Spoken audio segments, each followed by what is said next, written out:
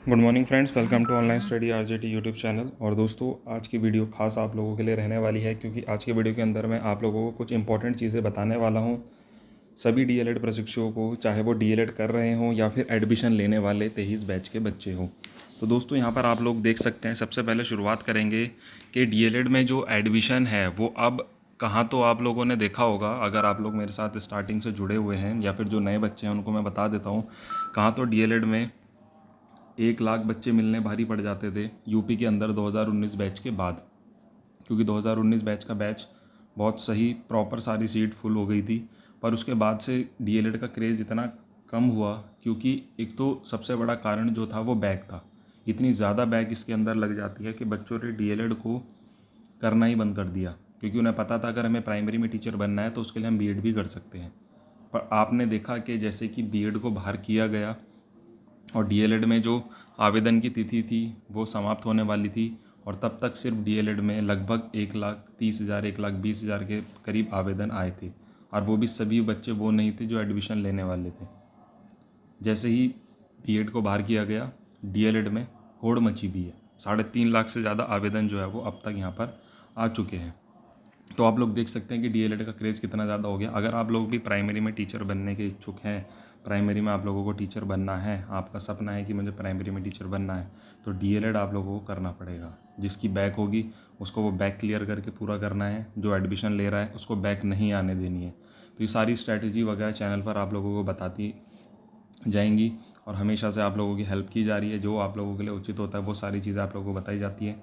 तो चैनल पर आप लोग बने रहिएगा, और जो भी नया बैच का बच्चा है वो अपनी अटेंडेंस के तौर पे कमेंट करेगा कि वो 2023 में एडमिशन ले रहा है या उसने ले लिया है, क्योंकि काउंसलिंग अब शुरू होने वाली है। आगे हम यहाँ पर बात करते हैं, तो आप लोग देख सकते हैं यहाँ पर डीएलएड में क्रेज़ कितना बढ़ता जा रहा है। न्यूज़पेपर में भी यही सारी चीज़ें छपी हुई है। और आप लोगों के लिए जो 23 बैच के बच्चे देख रहे हैं उन लोगों के लिए रजिस्ट्रेशन की अंतिम तिथि 31 तारीख है। आवेदन शुल्क जमा करने की 2 तारीख है, और प्रिंट लेने की अंतिम तिथि 5 तारीख है, और आधार पर स्टेटस रैंक प्रकाशित की तिथि जो है वो 12 सितंबर है। और उसके बाद जो है वो देखिए आप लोगों का मेरिट के क्रम के राज्य के निजी संस्थान आवंटित सीटों के सापेक्ष चयनित अभ्यर्थी से संस्थान का विकल्प लेने का अभ्यर्थियों द्वारा दिए गए विकल्पों के क्रम में एनआईसी लखनऊ द्वारा संस्थान आवंटित करने हेतु काउंसलिंग का प्रथम चरण जो आप लोगों का 15 सितंबर से 6 अक्टूबर तक चलेगा, और उसके बाद आप लोगों का 17 अक्टूबर तक ही चलने वाला है। तो काउंसलिंग शेड्यूल भी आप लोगों का जारी कर दिया गया है। हर एक अपडेट आप लोगों को मिलती रहेगी चैनल पर, कैसे काउंसलिंग कराएं, क्या करना है क्या नहीं करना। तो उसके लिए आप लोग बने रहिएगा, और कमेंट में अपना उपस्थिति ज़रूर दीजिएगा। आप लोग 23 बैच में एडमिशन लेने वाले हैं। ठीक है दोस्तों, अब यहाँ पर जो बच्चे परेशान हैं कि हमें क्या करना है क्या नहीं करना है, क्योंकि कुछ बच्चों की बैक लगी हुई है, तो दोस्तों एक चीज़ आप लोगों को यहाँ पर स्पष्ट रूप से बता देता हूँ कि सचिव ने स्टार्टिंग में पहले तो मना किया था। आप लोगों को सारी चीज़ें शुरुआत से मैं एक बार फिर से बता रहा हूँ। उन्होंने स्टार्टिंग में खुद ही मना कर दिया था कि भाई यहाँ पर अब हम 4 चांस नहीं देंगे किसी को भी, ठीक है। जबकि कोर्ट के अंदर भी यही बात हुई थी कि जब पहले से आप लोग पिक एंड चूज़ का सिस्टम यूज़ करते हुए आए हो, तो अब आपने ऐसा क्या अचानक से क्यों बंद कर रहे हो इस चीज़ को, ठीक है। तो इस चीज़ को इन्होंने बिल्कुल एक तरीके से आप ये मान के चलिए नकार ही दिया है कि चांस हम नहीं देने के। उसके बाद जब केस वगैरह की बात आई तो सचिव ने कहा कि कोर्ट से ऑर्डर आ जाए तब आपका हम करवा देंगे, ठीक है। ये बात चलती रही, क्योंकि इन्हें ये उम्मीद थी, शायद मुझे लगता है, कि कोर्ट से केस बच्चे जीतेंगे नहीं, वहाँ बच्चा जाएगा नहीं, ऑर्डर आएगा नहीं, और हमें परीक्षा नहीं करवानी पड़ेगी। अब बच्चा कोर्ट केस भी जीत चुका है।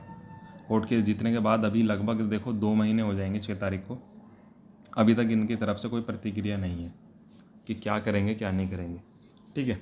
जबकि मैंने एक दिन बात की थी तो सचिव सर ने ये कहा था कि हम इसके बारे में विचार बना रहे हैं, क्या करना है क्या नहीं करना है, कैसे होगा क्या होगा, उसके बाद बताएंगे आप लोगों को, ठीक है। तो इस चीज़ में पहली बात तो आप लोगों को परेशान होने की ज़रूरत नहीं है, क्योंकि कोर्ट से ऊपर सचिव सर नहीं है, कोर्ट से ऊपर पीएनपी नहीं है कि वो कोर्ट के आदेश का पालन नहीं करेगा। अगर पालन नहीं करना है तो उसका जवाब दे कि मैं क्यों पालन नहीं कर रहा हूँ, फिर कोर्ट उस पर अपना तर्क देगा कि तुम्हें करना ही पड़ेगा या नहीं करना पड़ेगा, क्या करना पड़ेगा।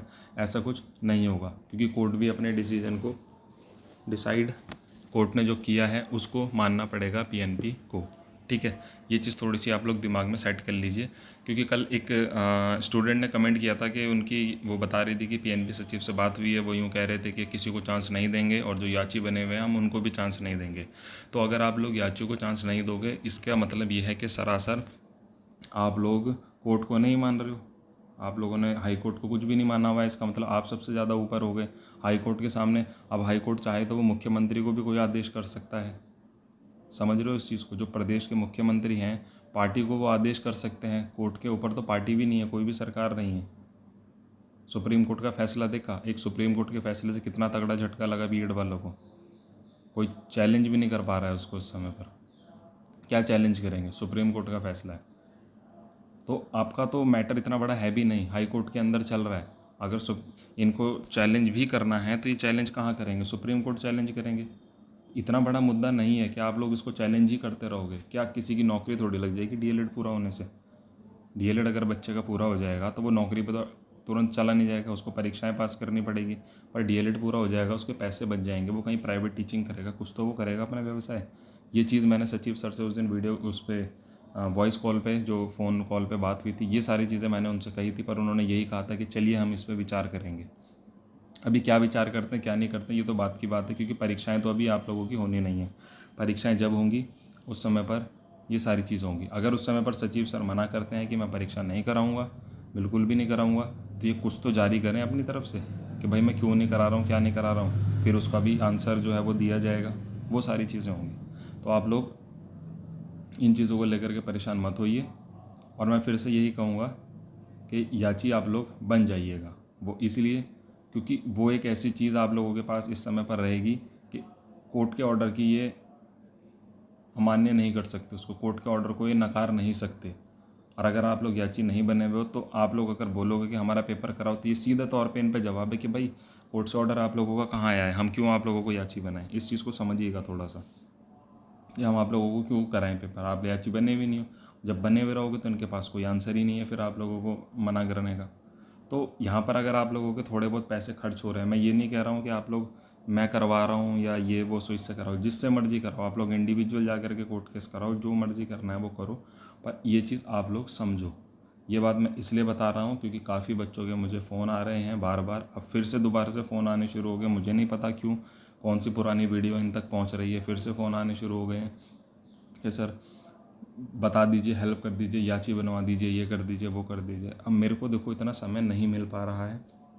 मैंने आपसे कहा था एक स्टूडेंट गए हैं, उनकी फ़ाइल लगी हुई है, उसमें भी फ़ाइल में समय लगेगा। तो वो अकेले हैं, तो वो बोल रहे थे कि सर अगर कुछ बच्चे और हो जाएं तो मुझे हेल्प मिल जाएगी, मैं अकेले इतनी फ़ीस का अरेंजमेंट नहीं कर पा रहा हूँ।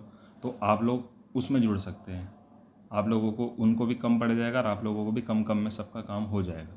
ठीक है, तो आप लोग इस तरीके से कर सकते हो। और आप लोगों को मैंने बार बार कहा है कि आप लोगों को अगर इस तरीके की कोई जानकारी चाहिए तो आप लोग मुझे व्हाट्सएप नंबर पर मैसेज करके पूछ सकते हैं। ठीक है, व्हाट्सएप करिए, मैसेज करिए, पूछिए। और एक अनावश्यक कॉल मत किया कीजिए कि सुबह 4 बजे वो सुबह 5 बजे कॉल कर दे रहे हैं, रात को 9 बजे कॉल कर रहे हैं, 10 बजे कॉल कर रहे हैं। समय आप लोगों को दिया हुआ है कि लगभग 10 बजे से 2 बजे के बीच आप लोग कॉल कर लिया कीजिए, क्योंकि उस समय पर मैं खाली होता हूँ, कोई काम नहीं कर रहा होता, मैं उठा भी लूँगा। पर आप लोग ऐसे समय पर कॉल करोगे फिर मैं उठाऊँगा नहीं, फिर आप लोग ये बोलोगे कि फ़ोन ही नहीं उठाते हमारा। तो इसलिए 10 से 2 के बीच में कॉल किया कीजिए। ठीक है, और जिनका बैक है वो डिसाइड करिए क्या करना है, क्योंकि देखो डीएलएड आप लोगों को पूरा करना है। अगर आप लोगों का सपना है टीचर बनने का, नहीं है कोई और अदर ऑप्शन है तो आप लोग वो ट्राई कर सकते हो, कोई इशू नहीं है उसमें। ठीक है, और 2023 बैच जल्द से जल्द चैनल से जुड़ जाइए ताकि आने वाली हर एक अपडेट आप लोगों तक समय से पहुंच सके। और आप लोग अपनी तैयारी के लिए भी चैनल से जुड़ सकते हैं, क्योंकि जल्द आप लोगों को तैयारी भी करवानी शुरू की जाएगी। और ऐप आ चुका है और ऐप पर भी आप लोग रजिस्टर्ड कर लीजिए। मिलता हूँ नेक्स्ट वीडियो में नेक्स्ट अपडेट के साथ। Thank you.